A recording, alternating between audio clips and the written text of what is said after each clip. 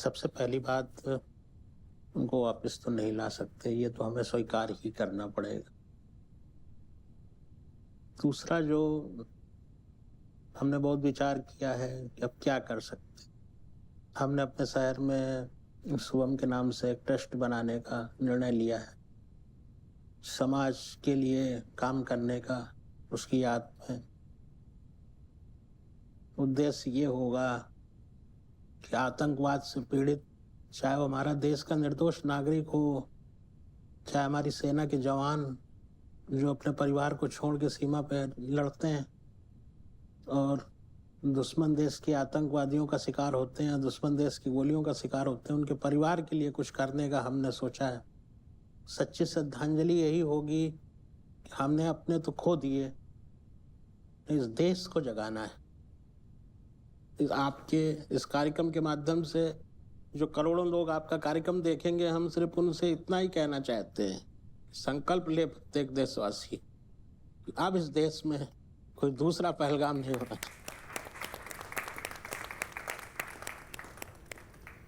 हमें एक लेगेसी बनानी चाहिए अपने बच्चों की। पहली बात तो ये है कि उसका नाम एटलीस्ट जब तक हम हैं उनका नाम रहे, और अवेयर करना बहुत ज़रूरी है।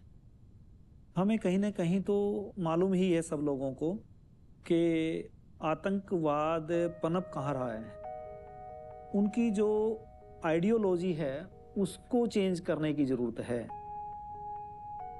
140 करोड़ जनता का देश है ये, इसमें से ज़्यादा भी नहीं, यदि 10 करोड़ लोग भी वॉलंटियरली साल में एक आदमी की आइडियोलॉजी चेंज कर दे, भी देश हित में काम करो, देश जिससे कि परिवार दुखी हो, ऐसे काम मत करो। ऐसा ना करो कि भाई तुम्हारी जो आइडियोलॉजी है उससे किसको ठेस पहुंचेगी, किसका नुकसान होगा, किसके घर का लाल जाएगा, क्या होगा, सोसाइटी खराब होगी। यदि एक आदमी एक साल में एक की आइडियोलॉजी भी चेंज कर दे, हम ऐसा कर पाएँ, ऐसा प्रयास कर पाएँ, तो ये समस्या इतनी बड़ी नहीं है।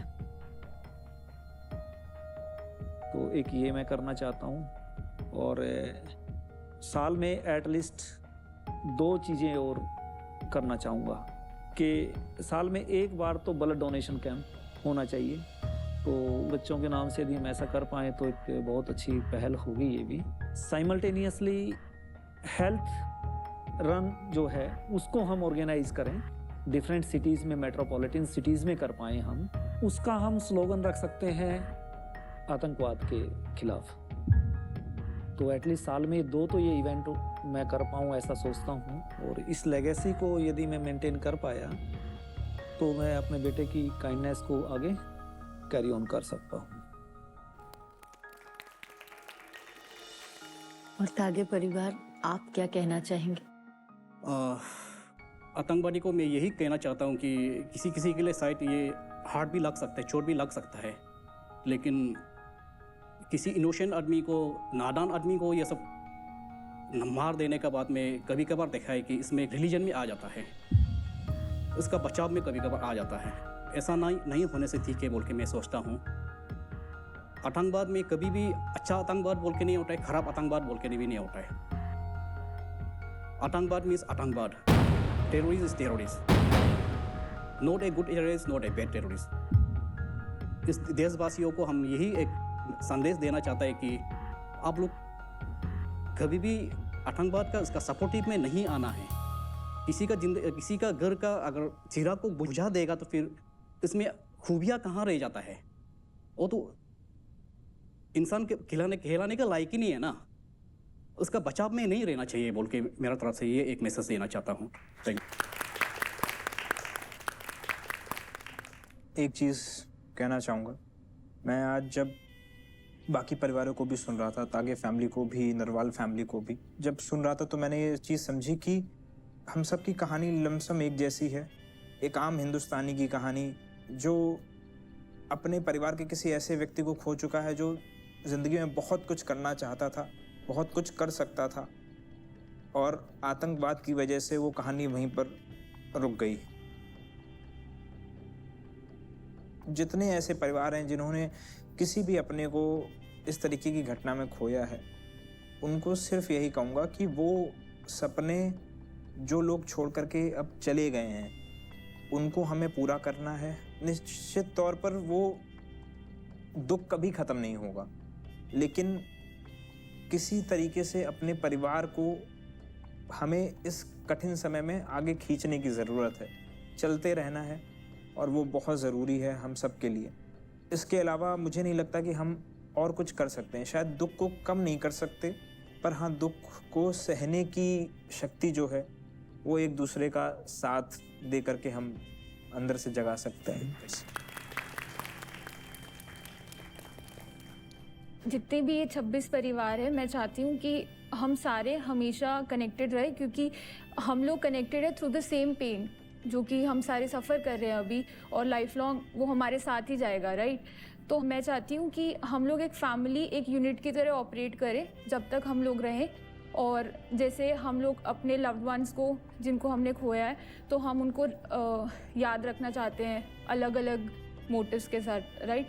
तो we can be each other army in that and always stay connected. ये रिस्पॉन्सिबिलिटी सिर्फ इन 26 परिवार में नहीं आनी चाहिए, ये उन सब में होनी चाहिए जो आपके घर के बगल में रह रहा है, जो आपको जानता है, जिसके भी आप नोन हो। अगर आप, जैसे हमारे साथ ही ऐसा कुछ हुआ है, हमारे साथ अगर हमारे आसपास की सोसाइटी खड़े हो के हमसे हमारा हालचाल नहीं लेगी और हमें अकेला छोड़ देगी, तो हम घुट घुट के उसी में पागल हो जाएंगे। दैट इज़ वेरी इंपॉर्टेंट कि हर इंसान को पता होना चाहिए कि मेरे घर के बगल में अगर ऐसा हुआ है तो मैं सुबह जाके हालचाल लूँगा, मैं शाम को जाके 2 मिनट पूछ लूँगा, सब ठीक, सब बढ़िया। It is very important. ऐसे किसी भी फैमिली जो ग्रीफ में है, जो कोई भी अपने इंसान को खो चुकी है, उनसे बात करना, उनसे मिलना, उनके लिए खड़े होना बहुत ज़रूरी है। एंड इस पे भी ना 2 तरीके हैं। एक तो हमें पता ही नहीं है कि ऐसे लोगों के साथ बिहेव कैसे करते हैं। मेरे साथ भी बहुत लोग ऐसे आए हैं जिन्हें, जो मेरे लिए अच्छा ही सोच रहे हैं, बट देन उनको पता ही नहीं बात कन्वे कैसे करनी है, बोलना कैसे। तो ये एक ज़रूरी है कि आपको ये बात करो जो इंसान को उससे बाहर हटाए। और उससे बाहर आने का ये मतलब नहीं है कि उसको छोड़ के बात करो, उसी के बारे में बात करो। जैसे मेरे से शुभम के बारे में ही बात करते हैं, but then we talk about good things, अच्छी चीज़ों के बारे में बात करेंगे, मस्ती मजाक, या फिर हम इस समय शुभू क्या कर रहा होता वो बात करेंगे। And then we do the same thing, हम उस कैफ़े में जाके बैठ के कॉफ़ी पीते हैं जहाँ शुभम जाता है। तो ये बहुत ज़रूरी है कि लोग आपको उस चीज़ में रहते हुए उस चीज़ से बाहर निकालें। वो दर्द, जैसा उन्होंने कहा, खत्म नहीं हो सकता, लेकिन उसे कम करने की तो कोशिश की जा सकती है। उसे सहन कर पाने की शक्ति मिल सके, कम से कम वो कोशिश तो हमें निरंतर करनी चाहिए, क्योंकि जो उस दर्द से जूझ रहा है वो तो उस दर्द में है। हम इतना तो कर ही सकते हैं कि हम उनका दर्द बांट सकें और उन्हें सुन सकें।